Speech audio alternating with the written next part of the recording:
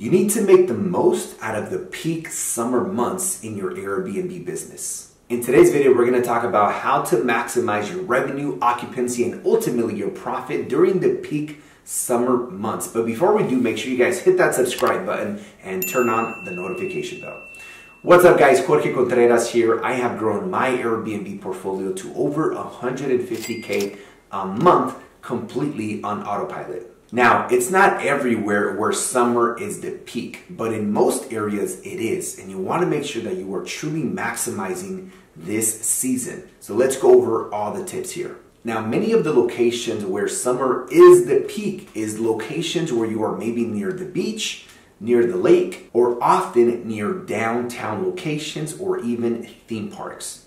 Now, it's likely that if you have a short-term rental in a desert area or somewhere where it's already really hot most of the year, then likely in the summer it may slow down because it may be way too hot to actually be there during the summer. But if you're in the other areas that I just mentioned, then this video is for you. Typically, I want to make sure that I am booked out 3 to 4 weeks max in advance. So let's pretend like today is, August 1st. I want to be booked for the first 3 to 4 weeks of August, but I don't want to have September, October, and November booked, because if I do, even though it might actually make you feel good, you're going to see all the bookings, you're actually leaving a lot of money on the table, and here's why.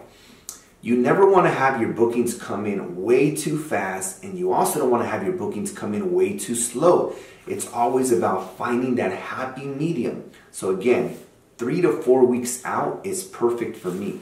If I see that, again, I have all of August booked and today's August 1st, and if September and October is booked out, that means that my prices are so low that people are just booking like crazy. Now, it's okay to have a weekend or two booked. There may be a big event or a conference or a concert in the area during those times, and maybe that's why people booked it in advance. But other than that, you really shouldn't be booked out 2, 3, 4 months at a time. Also, if you notice that you have a lot of vacancy and you're only booked for like the next 7 to 12 days, but beyond that, you have a lot of vacancy, it's likely that your prices are too high.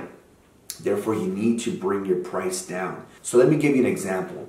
Imagine next week, Tuesday, Wednesday, Thursday is vacant because it's short notice, but it's also during the week, which is typically not as busy as the weekends. Well, if my property typically hosts, say, 8 people at an average of $400, and Tuesday, Wednesday, Thursday is vacant next week, I'm going to probably bring down the price from $400 to $300, maybe even $200. And what's going to happen, because it's short notice and it's only a week from now, it's likely that I will attract a smaller group of people, maybe a group of 2, 3, 4, or 5 people. It's unlikely that a group of 8 people is going to all of a sudden decide to come to my Airbnb, to my area next week, short notice, and during the week. This is exactly what hotels have done for hundreds of years. It's all about supply and demand. Another thing that I recommend is to make sure that your AC is fully functional. Just last week during the summer here in one of my Airbnbs, the AC broke down. And of course, this was actually a really big booking and it was a huge issue. Long story short, I had to give a refund to the guest because it was like almost 100 degrees inside of the house.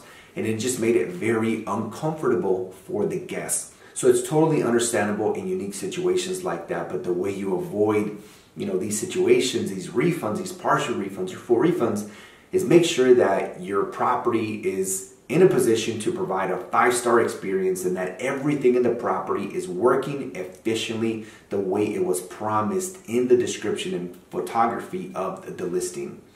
So again, make sure that your AC is working, especially in the summer months when it's really, really hot in most areas. If you want to maximize your revenue this year with Airbnb, make sure you guys smash the like button as it truly helps the YouTube algorithm.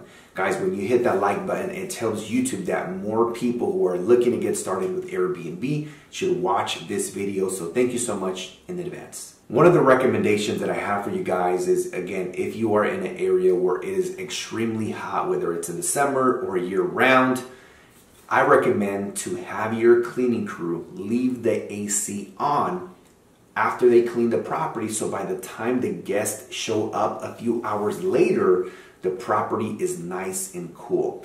It is a very, thoughtful idea, and trust me, guests are really going to appreciate it, because imagine getting to your property tired from traveling, whether they drove there or flew there, they want to take a nap, they get into the house and they're like, holy moly, it feels like a sauna in here. You don't want them to have that experience. Remember, you get one opportunity to create a great first impression. So again, make sure they leave the AC on. If it's really hot in your area, they're going to really appreciate it. The other tip, guys, is that if you have a pool in your property, make sure you provide extra towels, just because during the summer, during the peak hot times, is when people are most likely to use the pool if you have one. So it's always a nice touch to have and provide extra towels. With that being said, guys, in the link in the description down below, there is an opportunity where you can schedule a free 15-minute consultation with my team to see if I can personally be your coach and mentor and help you build a 10K a month automated Airbnb business without owning real estate. Before you guys go anywhere, make sure you guys check out one of my other videos here, and also make sure you guys check out my podcast on iTunes, The Jorge Contreras Show, and also follow me on Instagram, where I post every single day at The Jorge Contreras. See you on the next one.